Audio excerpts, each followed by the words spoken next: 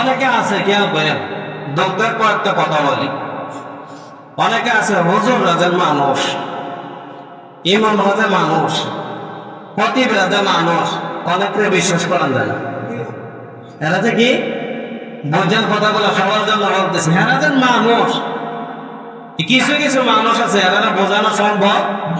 এরা মনে করে হুজুর আসমান থেকে নামছে, কোনো কাজ কাম নাই, হুজুরের কোনো আত্মীয় স্বজন নাই, হুজুরের কোনো বিয়ে বাচ্চা নাই, হুজুরের কোনো আনা যাইতে পারতো না, একবারে 24 ঘন্টা লেগে হুজুরের মসজিদে বাঁধতে ধরাচ্ছি, 5 ওয়াক্ত নামাজ ছড়াইব আর হুজুরে খাইব আর ঘুমাইব, আর কোনো কাম আর কোনো হুজুরের বিয়ে বাচ্চা কিছুই নাই।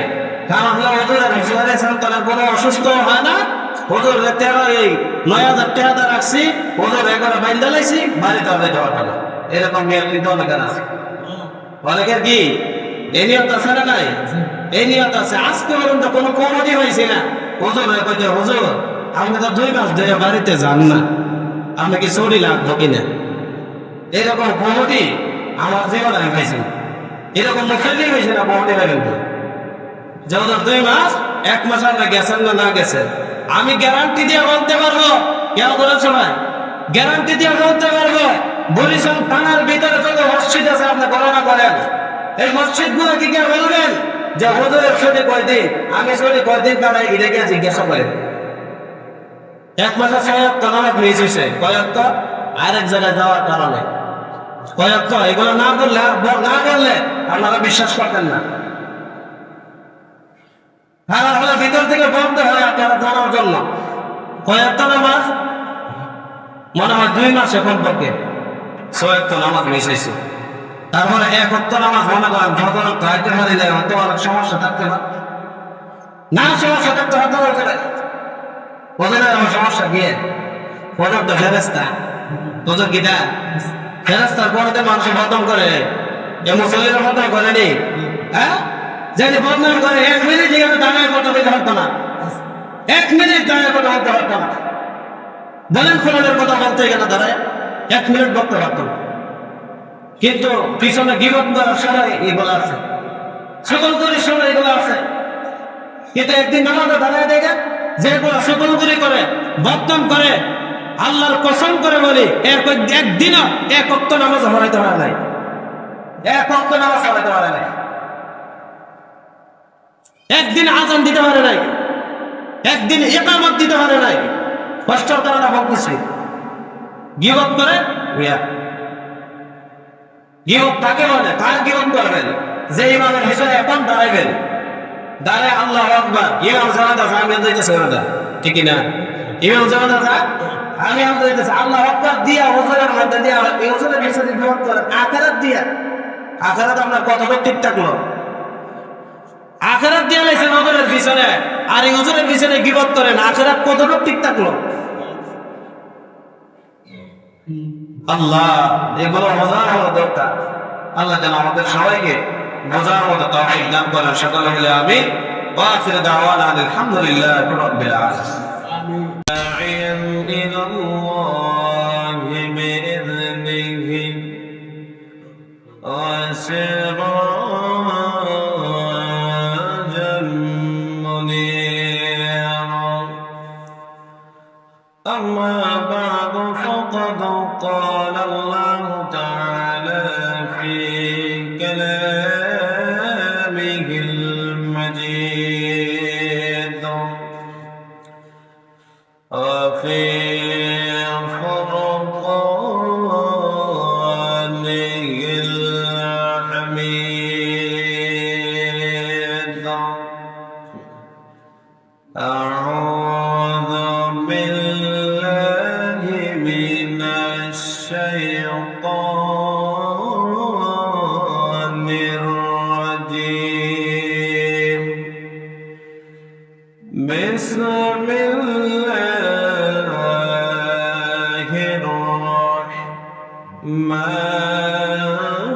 الرحمن الرحيم. يا أيها الذين آمنوا استعينوا بالصبر بالصبر والصلاة إن الله مع الصابرين.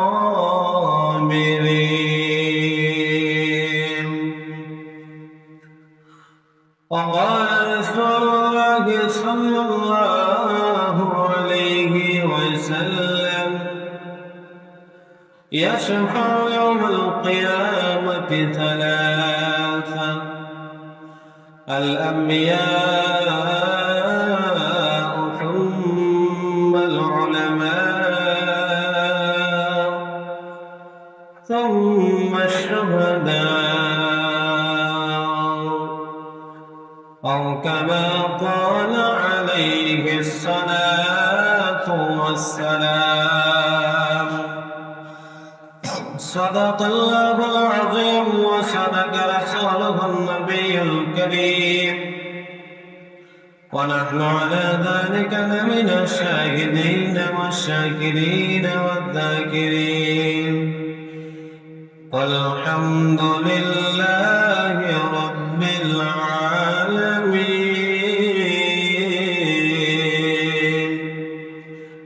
إن الله وملائكته يصلون على النبي يا أيها الذين آمنوا صلوا عليه وسلموا تسليما.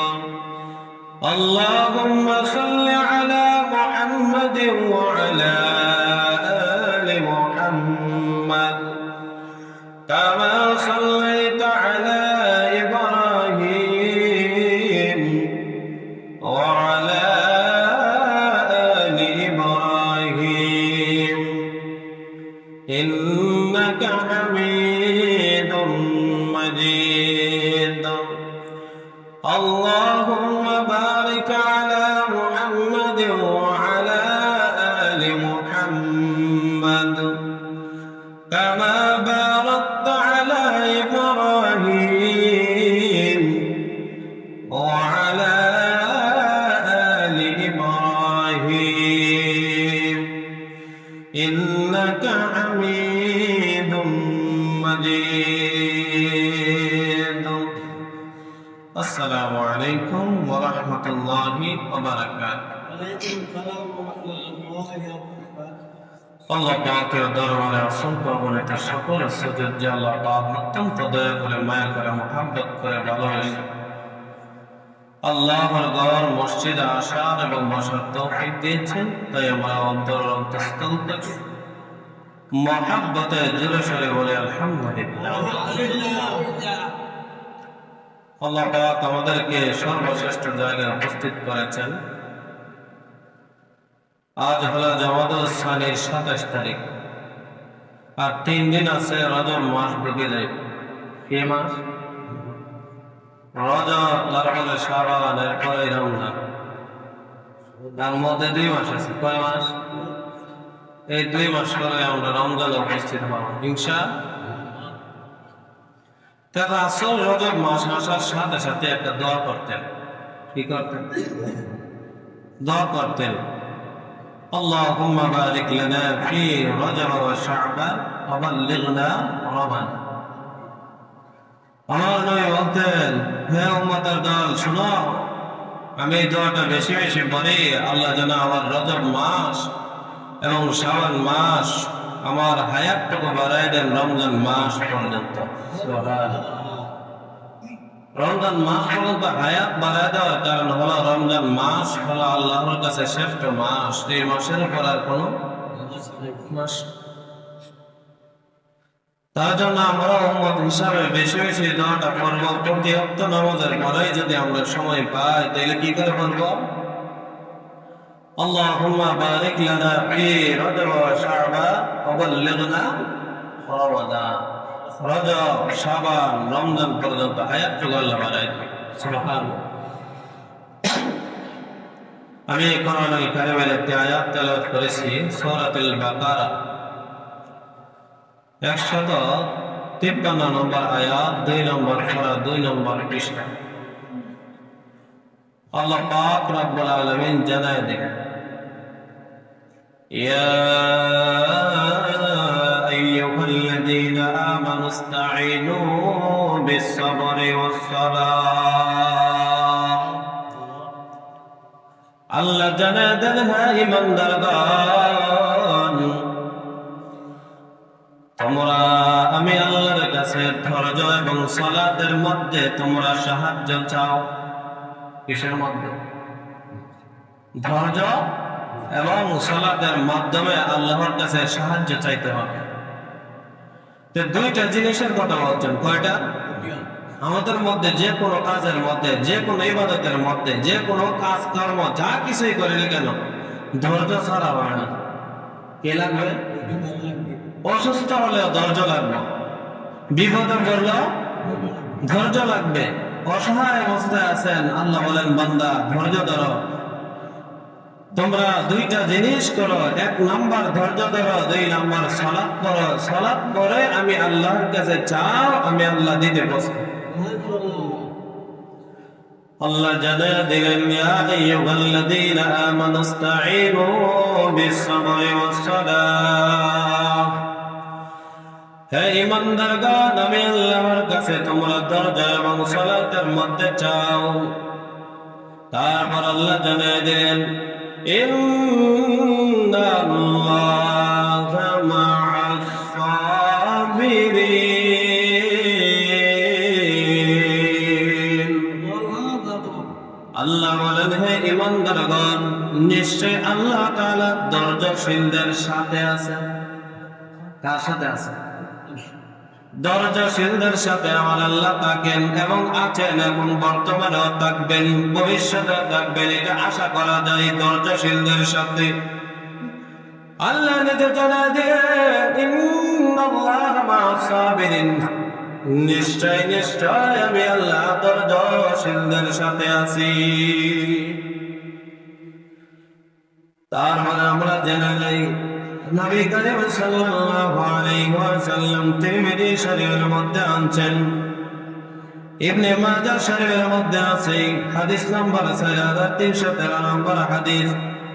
ওসমান ইবনে আফফান রাদিয়াল্লাহু তাআলা আনহু বলেন, দুনিয়া থেকে চলে যাওয়ার পর দুনিয়াতে অনেক মানুষ বিপদের সময় আপনার পাশে দাঁড়াবে, কিন্তু কিয়ামতের দিন তিন শ্রেণীর ব্যক্তি ব্যতীত অন্য কেউ আপনার পাশে দাঁড়াবে না। কয় শ্রেণী? তিন শ্রেণী, এগুলো মনে রাখবেন। এক নম্বর নবীজি জানিয়ে দিলেন আল উলামা,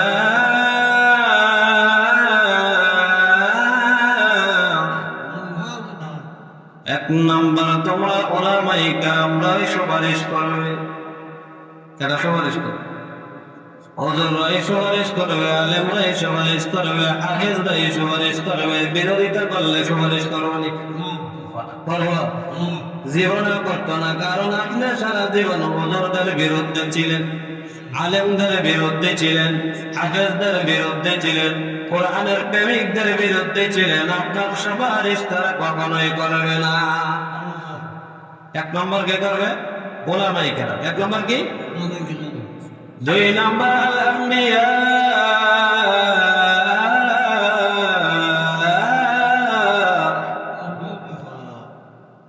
নবী রাসূলগণ। আল্লাহর নবী বললেন নবী রাসূলগণ কিয়ামতের ময়দানে উম্মতের জন্য সুপারিশ করবে। কার জন্য? উম্মতের জন্য সুপারিশ করবে নবী রাসূলগণ। তিন নম্বর সুম্মা শুহাদা,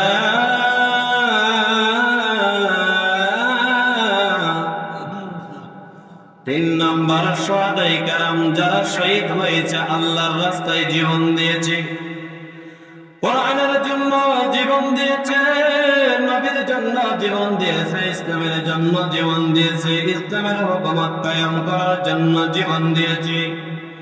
নবী বললেন ওই শহীদরা আমাদের জন্য, উম্মতের জন্য সুপারিশ করবে।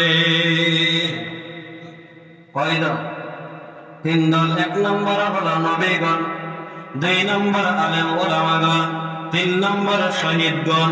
এই তিন দলের সাথে আমাদেরকে উপস্থিত থাকতে হবে, চলাফেরা থাকতে হবে, তাদের সাথে সম্পর্ক রাখতে হবে। কার সাথে? তাদের সাথে সম্পর্ক ভালো রাখতে হবে। আল্লাহ পাক রব্বুল আলামিন তার বলে জানাই দেন সূরাতুল বাকারার 4 নম্বর আয়াতের মধ্যে, ওয়ালা তাকুলু লিমান ইউকতালু ফি সাবিলিল্লাহি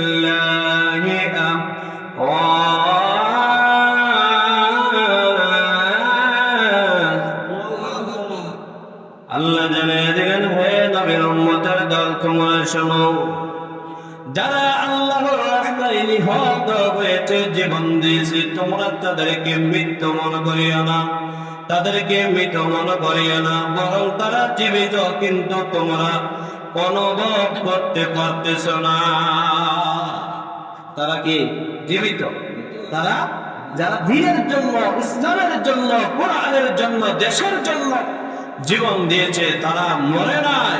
তোমরা মরে নাই, তারা জীবিত আছে, কিন্তু আমরা যারা জীবিত আছি আমরা অনুভব করতে পারতেছি। ঠিক কিনা? কে কইছে? আল্লাহ।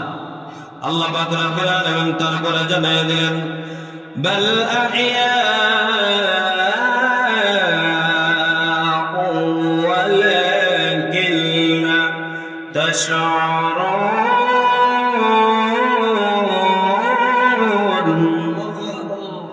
আল্লাহ বলেন, বান্দারা রে, তারা যে মরে নাই, তারা জীবিত আছে। বাল আহইয়া, তারা জীবিত আছে, তোমরা কিন্তু অনুভব করতে পারো নাই। আমরা যারা জীবিত আছে তাদেরকে দেখি নাই, কিন্তু তারা আমাদেরকে দেখতেছে। তারা আমাদেরকে কি করে? দেখতেছে। তারপরে আয়াতের মধ্যে আল্লাহ জানে সূরাতুল বাকারার 155 নম্বর আয়াতের মধ্যে, وَلَنَبْلُوَنَّكُمْ بِشَيْءٍ مِّنَ الْخَوْفِ وَالْجُوعِ وَنَقْصٍ مِّنَ الْأَمْوَالِ وَالْأَنفُسِ وَالثَّمَرَاتِ।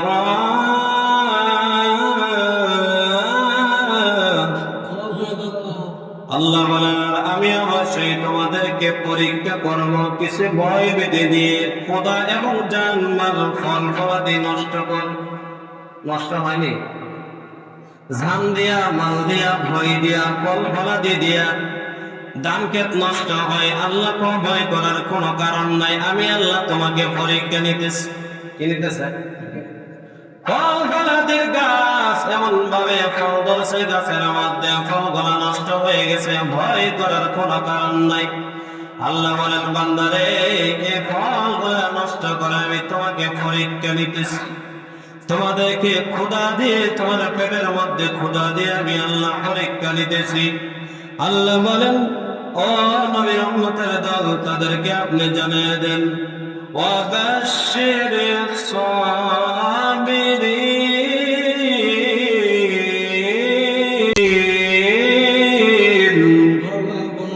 আল্লাহ বলেন, নবী গো, তাদেরকে জানিয়ে দেন, ধৈর্যশীলদের সুসংবাদ জানিয়ে দেন। কাদেরকে সুসংবাদ জানায়? ধৈর্যশীল। তারপরে আল্লাহ পাক রব্বুল আলামিন আরেক আয়াতের মধ্যে 56 নম্বর আয়াতের মধ্যে জানিয়ে দিলেন, আল্লাযীনা ইযা আসাবাতুহুম মুসীবাতুন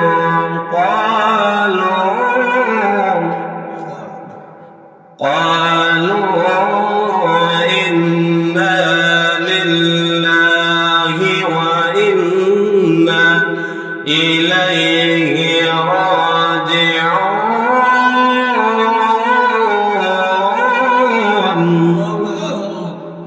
আল্লাহ পাক রব্বুল আলামিন জানিয়ে দিলেন, আল্লাযীনা ইযা আসাবাতুহুম, যারা তাদেরকে যখন বিপদ আক্রমণ করে। কিসে আক্রমণ করে? বিপদ আক্রমণ করে না আমাদেরকে। বিপদ আক্রমণ করে, বিভিন্ন ধরনের সমস্যা আয়, বিভিন্নতা নাই হয়ে যায়। হঠাৎ করে বড় ধরনের বিপদ এসে যায়। আল্লাহ বলেন, কোন ধরনের বিপদের সম্মুখীন হইলে, কিসের সম্মুখীন? কোন ধরনের বিপদের সম্মুখীন হইলে, কোন ধরনের বিপদ দেখা দিলেই আল্লাহ বলেন, তোমার সাথে সাথে বলা, قالوا إنا لله وإنا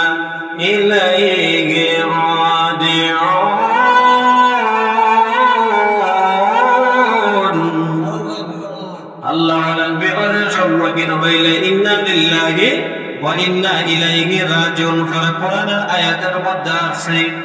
আর আমরা শুধু মরার সময় মরি, এর সময় মরার সময় না কাজে লাগাই, আর কোনো কানে কাজে লাগাই না।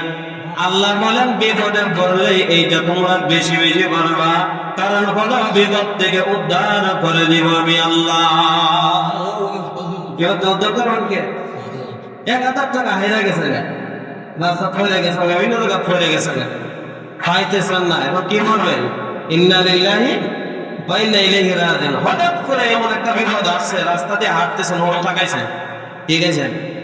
আমার অবস্থা কোন নেই, কষ্ট খাইছেন একটা ঈদের মধ্যে মনে করেন, হঠাৎ করে খাইছেন, খাওয়ার সাথে সাথে কয় নেই এটি করতে কেন গেছে? কইবেন ইন্না লিল্লাহি ওয়া ইন্না ইলাইহি রাজিউন। এটা একটা বিপদ, এটা একটা কি বিপদ। হঠাৎ করে একটা জিনিস আপনার শরীর থেকে বিপদ হয়ে আপনার নষ্ট হয়ে যেতেছে, এমন সময় অসুস্থ হয়ে গেছেন, সাথে সাথে বলবেন ইন্না লিল্লাহি ওয়া ইন্না ইলাইহি রাজিউন। দোয়া শিক্ষা দিয়েছেন কে? আল্লাহ শিক্ষা দিয়েছেন। তারপর রাসূলুল্লাহ সাল্লাল্লাহু আলাইহি ওয়াসাল্লাম নবীকে জানিয়ে দিলেন সূরা আলে ইমরানের 169 নম্বর আয়াতের মধ্যে, ওয়ালা তাহসাবান্নাল্লাযীনা কুতিলু ফী সাবিলিল্লাহি আমওয়াতান বাল আহইয়াউ ইনদা রাব্বিহিম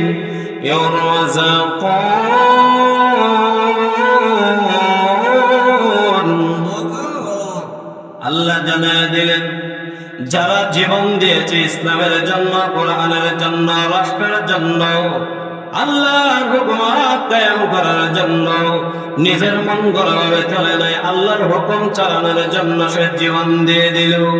আমাদের বাংলাদেশের একজন জীবন দিছে ওসমান হাদি বলে, কালকে রাত্রে মারা গেছে, ঠিক না? কালকে রাত্রে কিসের জন্য? দেশের জন্য। সে অন্যায়ের প্রতিবাদ করত। কিসের প্রতিবাদ? অন্যায়ের প্রতিবাদ করা, এটাই 1 নম্বর তার দোষ ছিল। এই দোষের কারণে যারা সন্ত্রাসী ছিল, উগ্রবাদী ছিল, যারা পাকিস্তান এবং যারা বিভিন্ন দলের, তারা দলের এজেন্ট ছিল, তারা তাকে গুলি করে হত্যা করে দিল, শহীদ করে দিল। কিন্তু সে দুনিয়ার জমিন থেকে চলে গেল, সাথে সাথে সে জান্নাত পেয়ে গেল। সাথে সাথে কি মনে করেন না, মিথ্যা কথা বললে মানুষে কিন্তু বালা হয়। মিথ্যা কথা বললে রং ঢং সাজায় মাজায় যদি কথা কইতে পারে কেউ না রে, এর লগে দেখবেন মানুষও ভাব নাই। যারা মুখের উপরে সত্য কথা বলে তাদের সাথে লোক নাই, ঠিক কিনা? তাদের সাথে কি নাই? লোক পাওয়া যায় না। কারণ হলো সঠিক কথা, হক কথা মানুষের কাছে তিতা লাগে, মানুষের কাছে তিতা লাগে, সঠিক কথা ভালো লাগে না অনেকের আছে। তাহলে আল্লাহ বলেন তাদেরকে জীবিত মনে করিও না, বাল আহইয়াউ ইনদা রাব্বিহিম ইরযাকুন। তারা জীবিত আছে, আমি আল্লাহ তাদেরকে রিজিক দিয়া থাকি। রিজিক দিয়া মানে কি বোঝাইলেন? আল্লাহ বলেন তারা জীবিত আছে, শহীদ হওয়ার পরেও তারা মরে নাই, আমি আল্লাহর পক্ষ থেকে তাদেরকে এখন আমি খাওয়াইতেছি। খাওয়াইতেছে মানে কি? জীবিত। খাওয়াইতেছে মানে কি? মরা মানুষ খায়, মরা মানুষ খায়, মরা মানুষ খায় না, জীবিত খায়। আল্লাহ বলেন ইরযাকুন, আমি আল্লাহ তাকে রিজিক দিতেছি। তারপরে আল্লাহ পাক রব্বুল আলামিন জানিয়ে দিলেন শহীদদের 7টা মর্যাদা। শহীদদের কয়টা মর্যাদা?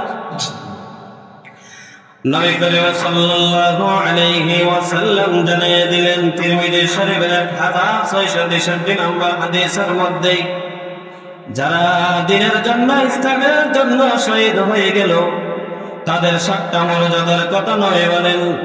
1 নম্বর মর্যাদা, যখন শহীদ হয়ে গেল তার শরীরের রক্তটা নাভির মধ্যে পড়ার সাথে সাথে তার জীবনের গুনাহ আল্লাহ মাফ করে দেয়। কি বলে দেয়? জীবনের গুনাহ যা আছে, যত বড় গুনাহ করুক না কেন, আল্লাহ বলেন সাথে সাথে মাফ করে দেয়। কি হইলে? শহীদ।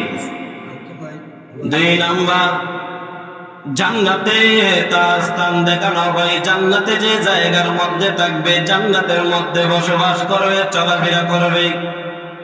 আল্লাহ দুনিয়াতে থাকা অবস্থায় জিবরাইল আমিনকে ডাক দেয়া বলে, জিবরাইল রে, তারে আমার ওই জায়গাটা দেখায় দাও যে জায়গার ভিতরে সে বসবাস করবে। দুনিয়াতে জান্নাতটা তার চোখের সামনে দেখা দেয়। সুবহানাল্লাহ। 3 নম্বর, শহীদ যখন কবরের মধ্যে রাখা হবে, রাখার সাথে সাথে 2 জন ফেরেশতা উপস্থিত হয়। হয়নি? 2 জন ফেরেশতা যখন মুনকার নেকির বলা হয়, 2 জন ফেরেশতাকে, ওই 2 জন ফেরেশতা আসার সাথে সাথে আল্লাহ পাক রব্বুল আলামিন জানায় দেন, ফেরেশতারা রে, তার কবরের মধ্যে কোনো আযাব দিবে না, কোনো সওয়াল জবাব না। সাথে সাথে তার কবরটাকে জান্নাতের বাগানে বানায়। 4 নম্বর, কিয়ামতের ময়দানে 50,000 বছর দাঁড়ায় থাকতে হবে। কয় হাজার বছর? 2 পা দিয়ে নয়, 1 পা দিয়ে 50,000 বছর দাঁড়ায় থাকতে হবে। বলে হুজুর 5 মিনিট দাঁড়ায় থাকতে পারে না, 50,000 বছর কিভাবে দাঁড়াও? এইটা আমার আল্লাহর হুকুমে দাঁড়ায় থাকতে হবে। দুনিয়াতে একজনকে আরেকজন যদি বলে এই কাজটা করো, এর মনে চাইলে করে, না চাইলে নাই। ঠিক নেই? মনে চাইলে করে, না চাইলে নাই। কিন্তু কিয়ামতের ময়দানে আল্লাহর হুকুম ছাড়া এক পাও নড়ানো যাবে না। আমাদের মন ইচ্ছা মতে চলতে পারবো না। দুনিয়া মন ইচ্ছা মতে চলি, নামাজ পড়লে বলছি, না বললে নাই, ভাত খাইলে গেছি, না খাইলে নাই, কাম করলে করছি, না করলে নাই, যেটা মনে চাইলেই করে। আছে না নাই? আল্লাহ ওই জায়গার মধ্যে যেটা মনে চাই যে করতে পারবে না। আমি হুকুমের দাসত্ব করতে হবে, আমার হুকুমে চলতে হবে। কিয়ামতের ময়দানে যখন 50,000 বছর হয়ে দাঁড়ায় থাকবে, আপনারা মনে করছেন মনে হয় দামি দামি কাপড় পরা থাকবো। রাসূল বললেন না, দামি দামি কাপড় পরা থাকবে না, সবাই উলঙ্গ থাকবে। সবাই কি থাকবো? কাপড় থাকবো। এই সময় যত কোটিপতি হোক না কেন, যত লাখপতি হোক না কেন, যত টাকার মালিক হোক না কেন, যত ক্ষমতাবান হোক না কেন, সবাই উলঙ্গ থাকবে। সবাই কি থাকবে? বস্ত্রবিহীন, কোন বস্ত্র থাকবে না, পাঞ্জাবি থাকবে না, টুপি থাকবে না, সবাই পতনাবিহীন অবস্থায় দাঁড়ায় থাকবে। আয়েশা জিজ্ঞাসা করেন, ইয়া রাসূলুল্লাহ, ইয়া হাবিবাল্লাহ, নবী গো, আমার তো এখনই লজ্জা লাগতেছে। আয়েশা কি কয়? আমাদের আম্মা জান আয়েশা বলতেছে, নবী গো, তাদের কি লজ্জা লাগবে না? আল্লাহর নবী আয়েশাকে বললেন, আয়েশা রে, লজ্জা লাগবে কিভাবে? একজনের দিকে একজন তাকানোর সময় পাবে না। কয় বছর? 50,000 বছর তাকানোর সময় পাইবে না। আর আমরা 10 বছর, 20 বছর, 50 বছরে কত কিছু দেখি, ঠিক না? কত কিছু দেখতেছি, কত কিছু শুনতেছি, কত কথাই বুঝতেছি। আয়েশা রাদিয়াল্লাহু তাআলা ডাক দিয়ে বললেন, ও আয়েশা শোনো, এখানে লজ্জার কোনো কারণ নাই। আজকাল থেকে যখন আমরা ওইটা কিয়ামতের ময়দানে দৌড়া শুরু করবো, শুরু করতে করতে আমরা যখন চলে যাইব, কোন মানুষের শরীরে কামড় থাকবে না, সবাই বলবে ইয়া নফসি, ইয়া নফসি, আল্লাহ আমাকে বাঁচাও, আল্লাহ আমাকে বাঁচাও, আল্লাহ আমাকে বাঁচাও। সবাই সবাই নিয়ে চিন্তা করো। দুনিয়াতে আমার নিয়ে চিন্তা নাই, গ্রামের মানুষ আছে যারা এরা নিয়ে চিন্তা। কোন চিন্তা বলছেন? নেই খানা খাওয়া ওই চিন্তা নাই, খালি গিবত করার চিন্তা। বোঝেন না কথা? খালি গিবত কার বিরুদ্ধে কে বলতে পারবো? নিজের গিবত একটাও করে না, খানা বসে একটাও বলে না। এরকম আছে রে, খানা বসে একটাও বলে না, খালি মানুষের চিন্তা, নিজের চিন্তা একটু কর। নিজে একবারও বসে যাওয়া না, খালি দোকান এদিন আমার চলে না, এদিন আমার চলে না, এর বাপ বলা না, এর ভাই বলা না, আছে রে, আছে রে। নিজের চিন্তা একবার করে না, খালি মানুষের চিন্তা, খালি মানুষের চিন্তা। মানুষের কিতা করলো, কোন পথে চললো, কি করলো, এই চিন্তায় বিবেটা মনে এরকম নাই। তাহলে এগুলোর থেকে বাঁচতে হলে কিয়ামতের ময়দানে আমাদের নিজের চিন্তা নিজে করবো। ইয়া নফসি, ইয়া নফসি, আল্লাহ আমাকে বাঁচাও, আমাকে বাঁচাও। আমার চিন্তা আমি করবো, 1 বছর নয়, 2 বছর নয়, 50টা বছর দাঁড়ায় থাকতে হবে। যারা শহীদ হবে 4 নম্বর তাদের মর্যাদা ওই 50,000 বছরের যে কঠিন অবস্থা থাকবে ওই কঠিন আযাব থেকে আল্লাহ রক্ষা করে দিবে। কি করে দিব? কঠিন আযাব থেকে আল্লাহ কি করে দিব? রক্ষা করে দিব। 5 নম্বর রাসূল বলেন ঈমানের মৃত্যুর সাথে সাথে ঈমানের পোশাক আল্লাহ পরাই দিল। শহীদদের মৃত্যুর সময় যে পোশাক আছে গোসল না করে দাফন করার কথা রাসূল বলছেন। কি করার কথা? যে পোশাকে সে শহীদ হবে এই পোশাকে তারা কি করার জন্য দাফন করে দাও, আর এর মৃত্যুর সাথে সাথে আমি আল্লাহ ঈমানের পোশাক পরাইয়া দিব। শহীদের মর্যাদা আছে রে, তাহলে দোয়া করতে হবে আল্লাহ আমাকে শহীদ মর্যাদা দেন। ওই মাঠে গিয়ে শহীদ শুধু না, আল্লাহ নামাজ পড়া অবস্থায় কোনো বান্দা মারা যায় শহীদ মর্যাদা লাভ করে। 7 নম্বর ওই যে শহীদের কথা বলছিলাম, শহীদরাও কিন্তু কিয়ামতের ময়দানে সুপারিশ করে। কিয়ামতের ময়দানে কে সুপারিশ করবে? শহীদরা। 1 জন 2 জন 10 জন 15 জন 20 জন না, তার পরিবারের আত্মীয় স্বজন আশেপাশে যারা আছে 70 জনদের সুপারিশ করে জান্নাতে নিয়ে যায়। কয়জন দেয়? 70 জন। আশেপাশে তো অনেকে আছে 70 জন, কিন্তু আত্মীয় স্বজনের ভিতরে নিকটতম আত্মীয় 70 জন কজন আছে? বেশি হওয়া না।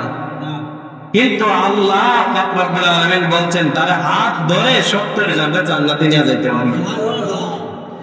7 নম্বর আল্লাহ নবী বললেন মৃত্যুর সাথে সাথে কবরে রাখার সাথে সাথেই তারে 72টা হোর দেওয়া হবে। কয়টা হোর? 72টা হোর দেওয়া হবে। কেমন হোর? নবী বললেন ওই হোরের যদি কাল্লা আঙ্গুলটা যদি পৃথিবীর জমিনে ভেদ করে এবং ছিদ্র করে যদি কাল্লা আঙ্গুলটা শুধু বাহির করে দেওয়া হয়, ওই দুনিয়ার সূর্য আলো নিভে যাবে ওই আঙ্গুলের খাওয়ারের কারণে। সুবহানাল্লাহ, কেমন সুন্দর। 72টা ভোর দেওয়া হবে। বলে 72টা ভোর দেওয়া হবে। কেমন হবে? বলে কাপড়ের লেগে কোনো ফিরাফিরি করো অনেক, মাসে মাসে 6 কাপড় দিয়ে নিতে পাই অনেক। রাসূল বলে 24 ঘন্টায় 70 রকমের পোশাক পরিবর্তন করে। কয় ঘন্টায়? 24 ঘন্টায়। যত গরম কই হোক 24 ঘন্টায় 70 রকমের কাপড় পরিবর্তন করতে পারে না। কিন্তু জান্নাতের ভিতরে যে হুর দেওয়া হবে এই হুর 24 ঘন্টার ভিতরে 70 রকমের আপনার কাপড় পরিধান করে। আর 70টা হুর কি কোনো চাহিদা নেই, কোনো কি নাই, কোনো চাহিদা নাই। কোনোদিন সর্দি হইতো না, কোনোদিন জ্বর হইতো না, কোনোদিন ক্যান্সার হইতো না, কোনোদিন জন্ডিস হইতো না। এগুলা আল্লাহ নিয়ামত। এই 70টা দিব কোনোদিন আপনার কোনো সমস্যা হবে না। একবার যতদিন আপনি জান্নাতের মধ্যে থাকবেন ততদিন পর্যন্ত 33 বছর হয়ে থাকবো। কয় বছর? 33 বছর তো মনে করেন সবাই জমক, ঠিক কিনা? সবাই জমক। এই 7টা মর্যাদা বলছি, 7টা মর্যাদার অধিকারী কারা? শহীদ যারা। তারা শহীদ যারা। অনেকে আছে কেউ করেন দুঃখের পর একটা কথা বলি, অনেকে আছে হুজুর রাজের মানুষ, ইমাম রাজের মানুষ, খতিব রাজের মানুষ, অনেকে বিশ্বাস করা যায় না। এরা যে কি বুঝেন কথাগুলো সবার জন্য বলতেছে, এরা যে মানুষ। কিছু কিছু মানুষ আছে এরা বোঝানো সম্ভব। এরা মনে করে ওদের আসমান থেকে নামছে, কোনো কাজ কাম নাই, ওদের কোনো আত্মীয় স্বজন নাই, ওদের কোনো বিয়ে বাচ্চা নাই, ওদের কোনো আনা যাইতে পারতো না। একবারে 24 ঘন্টা লেগে ওদের মসজিদে বাঁধতে রাখছি, 5 ওয়াক্ত নামাজ পড়াইব আর হুজুরে খাইব আর ঘুমাইব, আর কোনো কাম আর কোনো ওদের বিয়ে বাচ্চা কিছুই নাই। কারণ ওদের সন্তানের কোনো অসুস্থ হয় না। ওদের এই 9,000 টাকা রাখছি, ওদের একবারে বাইন্দা লাইছি, বাড়িতে যাইতে পারতো না। এরকম নিয়ম কিন্তু অনেকের আছে। অনেকের কি এই নিয়ত আছে না নাই? এই নিয়ত আছে। আজকে পর্যন্ত কোনো কমিটি হয়েছে না। হুজুর কইতে হুজুর আপনি তো 2 মাস ধরে বাড়িতে যান না, আপনি কি চুরি লাগবো কিনা? এরকম কমিটি আমার জীবনে আমি পাইছি। এরকম মুসলিম হয়েছে না কমিটি পাইবেন তো? যে ওদের 2 মাস 1 মাস আমরা গেছেন না গেছেন, আমি গ্যারান্টি দিয়ে বলতে পারবো, কেউ বলেছে ভাই গ্যারান্টি দিয়ে বলতে পারবো, বরিশাল থানার ভিতরে যত মসজিদ আছে আপনি গণনা করেন, এই মসজিদ গুলো কি কে বলবেন যে হুজুরের ছুটি কয়দিন, আমি ছুটি কয়দিন কাটাই এটাকে জিজ্ঞাসা করেন। এক মাসে 6 ওয়াক্ত নামাজ মিস হয়েছে, কয়েকটা আরেক জায়গায় যাওয়ার কারণে কয়েকটা, এগুলো না করলে আপনারা বিশ্বাস করতেন না। হলে ভিতর থেকে বন্ধ হয় আপনারা জানার জন্য কয়েকটা নামাজ মনে হয় 2 মাসে কমপক্ষে 6 ওয়াক্ত নামাজ মিস হয়েছে। তারপরে 1 ওয়াক্ত নামাজ মনে করেন যখন খাইতে পারিলে হয়তো অনেক সমস্যা থাকতে পারে, না সমস্যা থাকতে হতে পারে ওজনের আমার সমস্যা গিয়ে ওজন তো ফেরেস্তা, ওজন কিটা ফেরেস্তার পরে মানুষ বদনাম করে, এ মুসলিমের বদনাম করেনি, হ্যাঁ যদি বদনাম করে 1 মিনিট এখানে দাঁড়ায় কথা বলতে পারতো না, 1 মিনিট দাঁড়ায় কথা বলতে পারতো না। বলেন কোরআনের কথা বলতে এখানে দাঁড়ায় 1 মিনিট বলতে পারতো না, কিন্তু পিছনে গীবত করার সময় এগুলো আছে, সকল করির সময় এগুলো আছে। কিন্তু একদিন নামাজে দাঁড়ায় দেখেন যেগুলো সকল করি করে বদনাম করে, আল্লাহর কসম করে বলি একদিনও 1 ওয়াক্ত নামাজ পড়াইতে পারে নাই, 1 ওয়াক্ত নামাজ পড়াইতে পারে নাই, একদিন আজান দিতে পারে নাই, একদিন ইকামত দিতে পারে নাই। কষ্টের কারণে বলতেছি গীবত করে,